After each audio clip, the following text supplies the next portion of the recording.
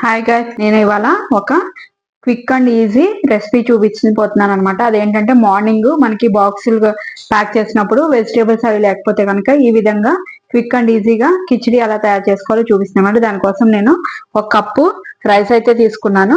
ఒక cup rice కి half cup పెసలు.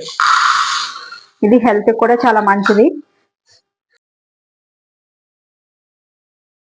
కేసు మీ దగ్గర పెసలు లేకపోతే కనుక దీని ప్లేస్ లో పెసరపప్పు కూడా యూజ్ చేసుకోవచ్చు. ఇవి రెండు కూడా నీట్ గా కడిగి ఒక హాఫ్ అన్ అవర్ అయితే నానపెట్టుకోవాల్సి ఉంటది.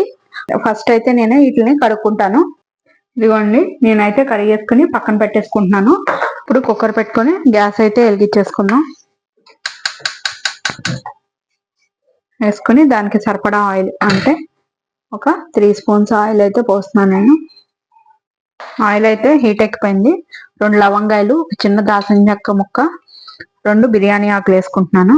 అది అయిపోయిన తర్వాత ఒక మీడియం సైజు చిన్న ఉల్లిపాయ, 2 పచ్చిమిర్చి, క్యారెట్ ఆప్షనల్, మీ దగ్గర ఉంటే కనుక వేసుకోండి, లేదంటే స్కిప్ చేయొచ్చు. 2 టమాటాలు వేసి ఆయిల్లో ఫ్రై చేసుకుందాం.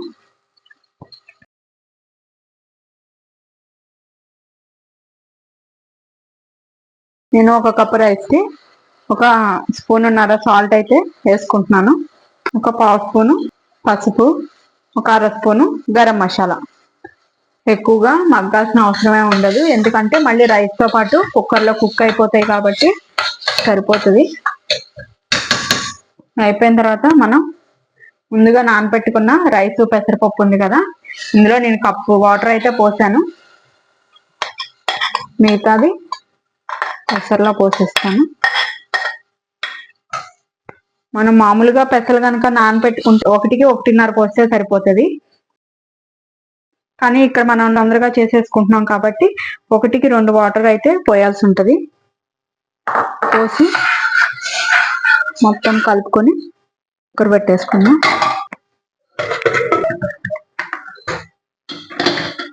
ఒక హై ఫ్లేమ్ లో 2 విజిల్స్, లో ఫ్లేమ్ లో 1 విజిల్ వస్తే సరిపోతుంది. హై ఫ్లేమ్ లో 2 విజిల్స్ వచ్చినాయి, లో ఫ్లేమ్ లో కూడా 1 విజిల్ వచ్చేసింది. నేనైతే ఇప్పుడు స్టవ్ ఆఫ్ చేసేసుకున్నాను. గ్యాస్ దిగిపోయి విజిల్ దిగిన తర్వాత అప్పుడు చూపిస్తాను ఆ రైస్ ఎలా తయారైంది అన్నది.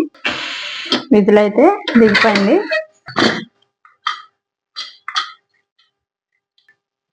పెసలు కూడా నానబెట్టిపోయినా కూడా చూడండి ఎలా ఉడికినాయో. కిచిడి అయితే రెడీ అయిపోయింది. నేను సర్వింగ్ బౌల్లోకి కూడా తీసేసుకుంటున్నాను.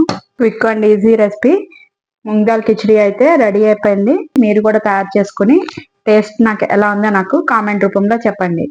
మీరు ఫస్ట్ టైం కనుక నా ఛానల్ చూస్తున్నట్టయితే సబ్స్క్రైబ్ చేసి బెల్ బటన్ కూడా ప్రెస్ చేయండి. Thank you guys.